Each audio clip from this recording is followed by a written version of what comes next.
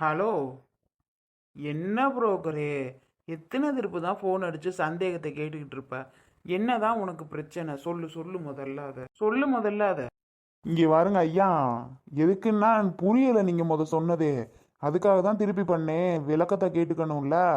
ஆமா, ஒன்றும் இல்லை. பையனை பத்தி திருப்பி கொஞ்சம் சொல்லுங்களே. அதுக்கு தான் மறந்து மறந்து போயிருது. நம்ம என்ன ஒன்று ரெண்டா பார்த்துக்கிட்டு இருக்கோம்? ஒன்று ரெண்டு மாப்பிள்ளைக்க பார்க்குறோம், சொல்லுங்க.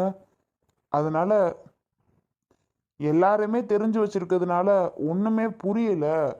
இப்போ நீங்கள் சொன்னதுக்காக நான் போய்கிட்டு இருக்கேன். அதுக்கு தான் கேட்குறேன். இப்போ நீங்கள் சொன்னீங்கன்னா அது என் மண்டையில் ஏறிக்கும். நேரடியாக போய் மாப்பிள்ளை விவரத்தெல்லாம் எல்லா பொண்ணு வீட்லேயும் சொல்லிடுவேன்.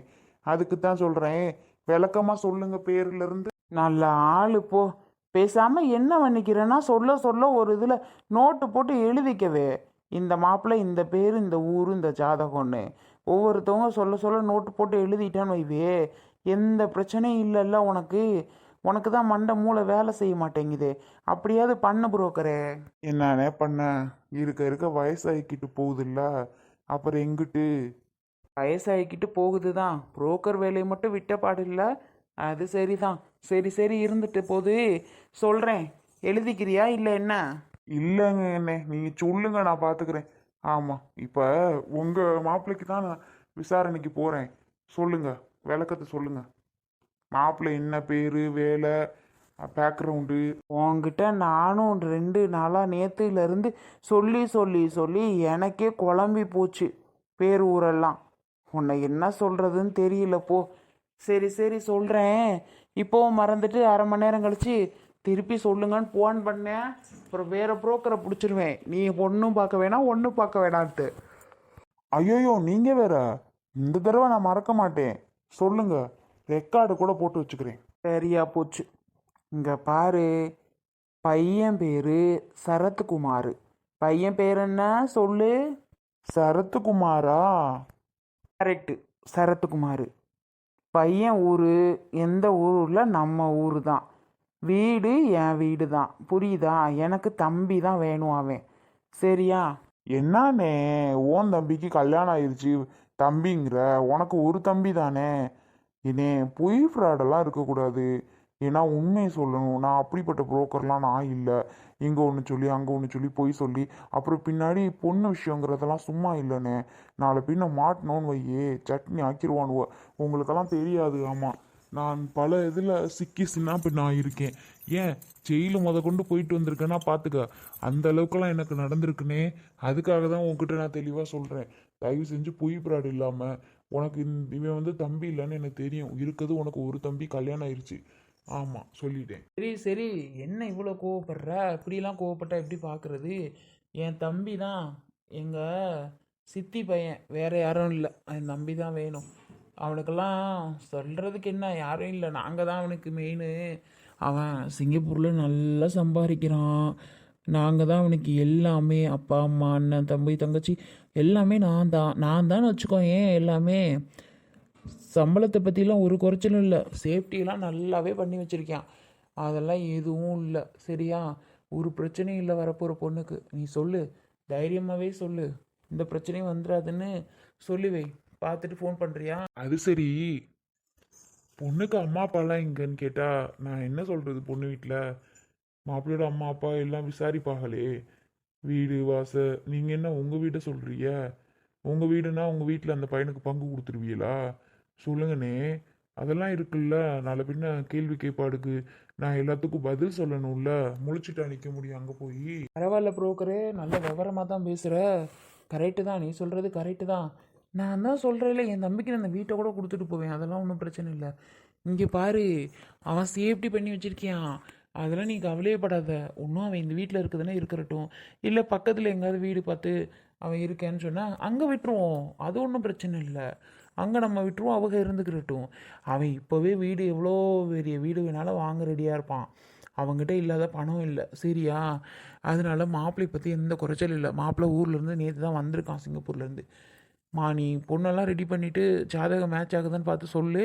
நான் மாப்பிள்ளையை நாளைக்கே கூட்டிகிட்டு வரேன். நானே ஒன்றுமே புரியல.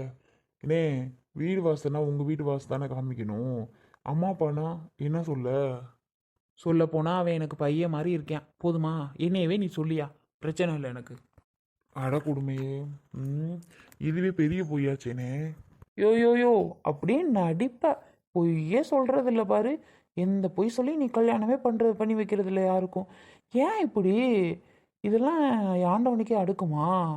ஆ உங்களுக்கு என்ன தெரியும்? பல அடி வாங்கின எல்லாருக்கிட்டையும் வாங்கின அடி எனக்கு தானே தெரியும். நீங்கள் வேறண்ணே, அடிபட்டு அடிபட்டு நானே நொந்து போயிட்டேன். அதுக்கு தான் ஒவ்வொரு விஷயமும் பார்த்து பார்த்து பண்ணுறது. சரிண்ணே, நீங்கள் சொன்ன மாதிரியே நான் சொல்கிறேன். உங்களுக்கு பார்க்க முடியாதுன்னு என்னால் சொல்ல முடியாது. நீங்கள் வேண்டிப்பட்டவங்க அப்படி நான் ஈஸியாக சொல்லிட முடியாது. சரிண்ணே, நான் பார்த்துட்டு உங்களுக்கு ஃபோன் பண்ணுறேண்ணே. இப்போ விசாரிக்க தான் போயிட்டுருக்கேன். சரி, பையன்தான் மெயின். சரியா? பார்த்துக்கலாம். பார்த்துட்டு நாளைக்கு நாளை கழிச்சு எனக்கு தகவலை சொல்லு.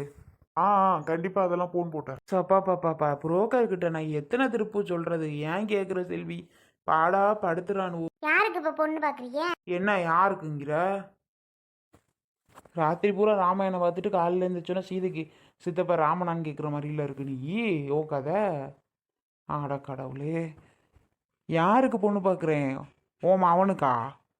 என்னமோ ஓம் அவனுக்கு பார்க்குற மாதிரி யாருக்குன்னு கேட்டுட்டு வர்ற? சரத்துக்கு பார்க்குறோம்னு தெரியாதா?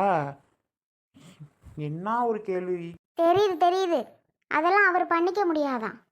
அவர் ஒத்துக்க மாட்றாரு. எனக்கெல்லாம் பார்க்காதீங்க, அதெல்லாம் ஒன்றும் வேண்டாம், ஒரு மாசத்துல நான் ஊருக்கு கிளம்பிடுவேன் அப்படி இப்படின்ல சொல்கிறேன் அவன். நீங்கள் எங்கிட்டு பார்க்க நீங்கள் வாட்டுக்கு பார்த்து எல்லாத்தையும் ரெடி பண்ணி வச்சு லாஸ்ட்டில் என்னால் முடியாது வைக்காதுன்னு சொன்னால் என்ன பண்ண முடியும்? அதனால் நீங்கள் பார்க்கலாம் வேண்டாம். அவனுக்கே பிடிக்கலங்கும் போது நாம் எதுக்காக பார்க்கணும்? வேண்டாம் விடுங்க, அந்த வேலையை விட்டுட்டு வேறு வேலை இருந்தால் பாருங்க. என்ன செல்வி சொல்கிற? புரோக்கர்கிட்ட அம்புட்டு விஷயத்தையும் சொல்லிட்டேனே. பார்த்துட்டு 2 நாள் ஃபோன் பண்ணேன்னு சொல்லியிருக்காப்புல. நீ வந்து இப்போ அப்படி சொல்லிட்டு இருக்க? சமாதானப்படுத்த முடியாதா? இவனுக்கு என்ன வாய்ப்ப? வயசும் 25 வந்திருக்குமே. 27ங்கிறேன், 25ஆ? கரெக்டான வயசு. இப்போ என்ன காசு பணம் இல்லாமல் இருக்கானா? என்ன குறையா இருக்கான்? பையனுக்கு குறைய என்ன குறை? அவனை கட்டிட்டு வாழ்கிற பிள்ளை அவ்வளோ நிம்மதியாக இருக்கும், எந்த பிரச்சனையும் இல்லை, கொடுத்து வச்ச பிள்ளையாக தான் இருக்கும். இவன்லாம் ஒத்துக்க மாட்டேங்கிறான். இவனுக்கு கல்யாணத்தை பண்ணி வச்சிட்டோன்னா நமக்கு அதுதான் ஒரு பெரிய கடமைன்னு யோசிச்சுட்ருக்கோம். அவன் தங்கச்சி கூட ஏதோ ஒன்று பண்ணிக்கிடலாம். அப்போ அந்த பிள்ளைக்கு என்ன வயசு? அதுக்கு இன்னும் 4 வருஷம் ஆகும். இவன்லாம் இது பண்ணிகிட்டு இருக்கான். ஒருவேளை அவன் தங்கச்சியை கட்டி கொடுத்துட்டு நம்ம கட்டிக்கிறலான்னு எதுவும் நினப்பில் இருக்கானோ? ஏன் செல்வி, அப்படியா இருக்குமா? ஏங்க, அந்த பிள்ளை எத்தனாவது படிக்குது? 9ஆவதா 8ஆவதா தான் படிக்குது. 9ஆவதே நம்ம தான் படிக்குது. இப்போ கட்டி கொடுக்க முடியுமா? அவளுக்கு எப்படி 5-6 வருஷம் ஆகும். இவன் அது வரைக்கும் இவனுக்கு வயசாகி போயிடாது. 32 33 ஆயிடுச்சுன்னா யார் கட்டிக்கிடுவா? இல்லை யார் தான் பொண்ணு கொடுப்பா? இப்போ உள்ள பக்கிய 25 வயசு மாப்பிள்ளை கேட்குது, 23 வயசு மாப்பிள்ளை கேட்குது. அது ஒரு வயசு கரெக்டாக இருக்கணுங்குதுங்க மாப்பிள்ளை. அப்படியெல்லாம் காலம் கிடக்குது. இவன் இப்படி தங்கச்சியை கட்டி கொடுத்தா தான் கல்யாணம் பண்ணணும்லாம் அதெல்லாம் சரிப்பட்டு வருமா? இப்போ எங்கே ஆளு? அண்ணி, பெரியண்ணி. கரெக்டாக வந்துட்டான் பாருங்க. டடா டடா டடா. அண்ணே, நீங்களும் வீட்டில் தான் இருக்கீங்களா? என்னடா இது? இது யாருக்கு வாங்கிட்டு வந்திருக்க? சின்ன அண்ணி பையனுக்கு, சின்ன அண்ணன் பையனுக்கு. ஒன்றுமே வாங்க வந்துட்டேன் நான் பாட்டு சிங்கப்பூர்ல இருந்து. ஐயோ, வசந்தி அன்னைக்கு ஒரே கோவமா போச்சு என் மேல. உடனே போய் கிளம்பி பிள்ளைய கொடுக்கனா கொடுக்க மாட்டேன்ட்டாக. இல்லைன்னா தூக்கிட்டு போய் அவனுக்கு என்ன பிடிச்சிருக்கோ அதை வாங்கி தந்திருப்பேன். லாஸ்ட்ல கொடுக்கலன்னு சொன்ன உடனே போயிட்டு நான் என்ன பண்ணிட்டேன், சரி இது ஜீப் வாங்கிடலான்னு சொல்லிட்டு வாங்கிட்டு வந்துட்டேன். கலர் நல்லா இருக்குல்லண்ணே. இதே மாதிரி பெரிய ஜீப்பாக இருந்தால் இன்னும் செம்மையா இருக்குல்லண்ணே. ஆமாம் ஆமாம், இன்னும் கார் ஓட்டிட்டு விளையாட்டுத்தனமாவே திரி என்ன? என்ன அண்ணன் இப்படியெல்லாம் பேசுறாரு? விளையாட்டுத்தனமாக கார் ஓட்டிட்டு தெரியணும்னு சொல்றாரு. என்னவா இருக்கும்? அண்ணியத்தை சொல்லியிருக்குமோ? இருக்கும் தான் நினைக்கிறேன். என்னப்பா முணுமுணுப்பு? வசந்தி தான் கோவங்க, ஒன்று வாங்கல அவன் அவனுக்குன்னு. இருப்பா, வசந்தி பிள்ளைய தீட்டு விடுறேன். சரிங்க நீ. வசந்தி, உன் மவனை இங்கே தூக்கியாடி. இங்கே வந்து பாரு, உன் மவனுக்கு சரத்து என்ன வாங்கிட்டு வந்திருக்கியான்னு. வீட்டுக்கு கூட வரமாட்டான், இந்த வாரேன் நானே. அண்ணே, சாப்பிட்டாச்சா? என்ன கடையில் வந்து சீக்கிரம் வந்தாச்சு? கடைக்கு வரலான்னு பார்த்தேனே.